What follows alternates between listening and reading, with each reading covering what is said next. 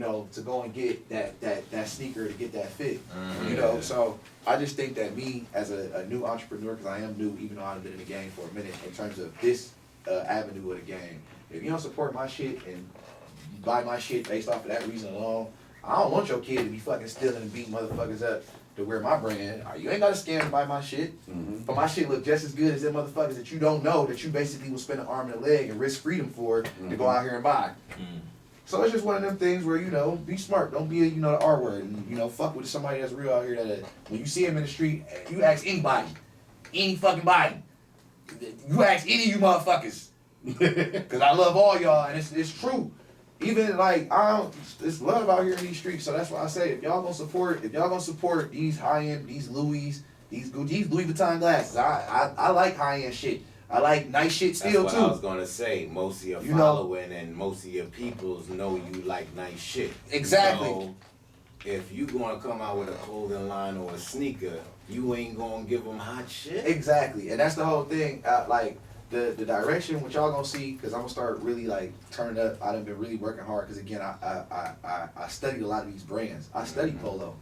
I watched his whole moniker. I understand why he a classic legend in Americana in terms of fashion, with the classics and the contemporary, the classic prints, the hardy materials that makes you feel like you're at grandma's house. There you go. You get me? I get all of that. So same with Nike, same with all these brands, and one thing that they all displayed was patience over time.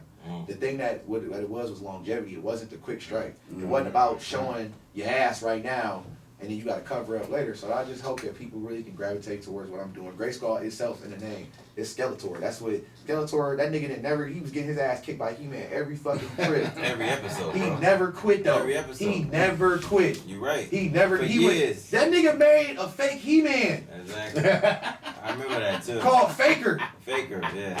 And trying to get that, so that with itself, I feel like this brand is like a representation of all y'all kids. And you know what that's a translation to? All y'all kids and all y'all creators that think that y'all can never get into the machine because for whatever reason you're a little bit different. You work a little bit, differently than how people thought that you was taught. And that's not true. Look at me. I be telling my father I got no degree and I work in a multi-million-dollar media corporation. Period.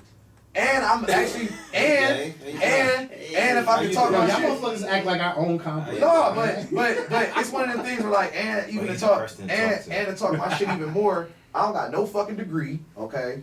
I don't got no formal training in what I did. I had a general knowledge for what I was interested in, a real open mind to learn, and not think that I had all the fucking answers.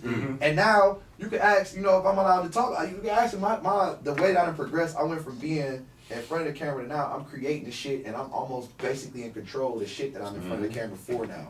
And I'm bringing a check in for the company, which is going to provide a check for myself that I can take and go and spend on my company to go ahead. So when I'm in front of the camera, guess what I'm wearing? I just did a J Balvin interview, head to toe Grayskull shit.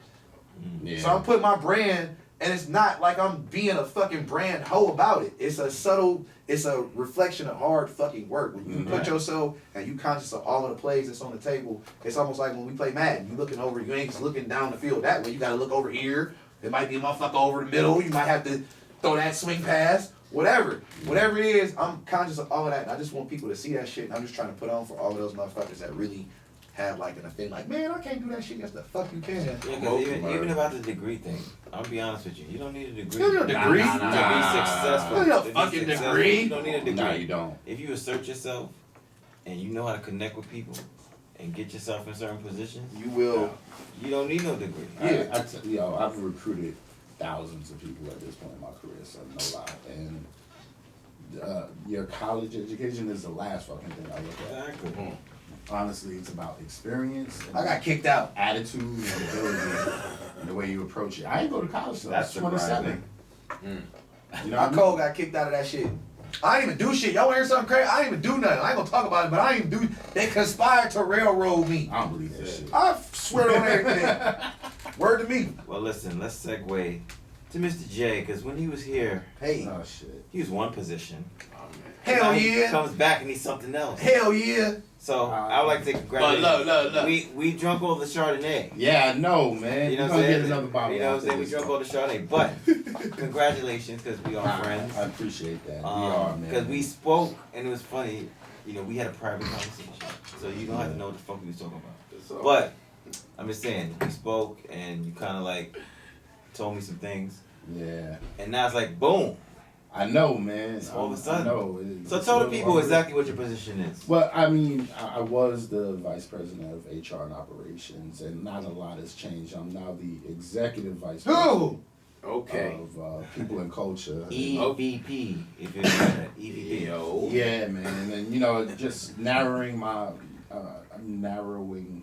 focus a little bit Right. on just the HR and the culture side of the complex versus the business operations, which I'm still involved in, but to a slightly lesser. So how is your day-to-day different now that you have? I think it's truing up a title versus added responsibilities. I was taking on more as a VP than any other than I should have been. You know what I mean? Right. And it's just giving me the proper recognition versus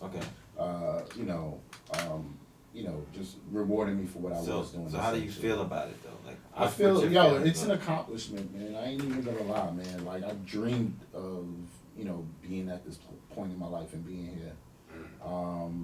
And I really, like I told y'all, man, I do this for them kids in the bush, them kids on Kirk Avenue. Tell them. Because I said, all other titles would change, but the Church Ave title could never change. Absolutely, man. Foundation. Absolutely, and I just wanna be a role model and look up to them and have them have someone to look up to and be like, yo, because HR ain't a traditional path out the hood. You know what I mean? Right. Nobody in the hood really know what the fuck HR is, Right. and I didn't know what it was until later in my life, and then I kind of fell into it and found something I was great at, but. Just to show them like, yo, you ain't gotta just rap, you ain't gotta just play ball to get out the hood. Or change your whole demeanor or style. And you can do it and do. still be yourself, you know what I mean? Facts. So he's an EVP rockin' polo. That's what I'm talking about. Yo, first thing my youngest said was, yo, that nigga got a lot of polo. Yeah, man. Yeah, I just hit a lick too. Y'all, whoever followed me on Instagram, y'all saw I just got a few nice pieces out of the Statham collection. Oh yeah, when you went to Raekwon joint, we was talking about it. Yeah, you got that. I can't tell that whole story, but shout out to Joe LaPuma for hooking it up. You already. You know what I mean? What's up, Joe? I just missed Joe. Like he was at we used to live like near each other. Yeah. So he was at this eatery we all go to, and he was like 5 minutes. I just missed him. I texted him like, yo, I just missed you. Yo, I love Joe, man. Joe. No, he's awesome. He got a big heart. No, man. he's awesome. He's awesome. Ain't what you know is who you know. Yeah, what up, Joe? Yeah, no doubt. Yeah, he's awesome too. That's my dude, man. But nah, man, it's a good feeling, man. And one of my focuses for this year is to do more community events for Complex and giving back. Right. So myself and Nicole Russell, shout out to Nicole who runs the Precious Dreams Foundation. Hey. Yeah, me and her are partnering on hopefully creating a nonprofit organization under Complex and do some fundraising so that we can give back to organizations like Covenant House and shit like that. So we got some. I think you were telling me about somebody, like some kids you wanted. Yeah, so I spoke at Covenant House in Chicago. Pran should do that too, actually. Yeah, because for those who don't know, I dropped out of high school when I was 17. For real? Let them know. Yo, I repeat. You want to hear? Oh, you ain't seen the episode? Look. You didn't. You ain't looking at the episode. Have been there right there. I'm not sure if I told this. Listen to your boss episode. I'm not sure if I told this. Hell no, I listen to that shit. I hear his ass in real life. Rax kept it real and shook his head like, no. You should listen to it though. I was designing sneakers. Rax is a busy man. No doubt. Was I in China when that came out? Yo, but here's the funny thing. Let me tell you something. Real talk. Yeah. Your episode is like, I told you, it's like one of the top rated. Yeah. And yours like right behind it now. Word? Yeah. I don't know. That's You know what it was? real shit. You know what it was? I think Jay was like telling people how to get a job and shit. Oh, so they was definitely He tuned in. like, They was writing shit down. Yeah. They rewind it like it's Illmatic or some shit. Yeah. How he carry himself, and they did the history they and still, was like, oh. listen, they still It's truth listen to to the it. episode now. Yeah. And it's still like, That's love though, man. I'm glad to give people that game. They should hear your voice. We appreciate Because it. like I said, there's not a lot of EVPs like you, look like I you. appreciate that. And I always So be, you need to have your voice out. hitting racks up like, yo, what up? You good? Alright, salute. You missed his birthday Keep party. illuminated. Should have came to his birthday Nah, party. yeah, you told me, yeah. This year we're gonna do it even bigger, bro. Oh, This year, it's bigger? this year we're gonna. Oh man. One thing about me is I like to bring people together and just have a Yo, good who was the time. girl who made all the food? Oh, that was Chef Jazzo.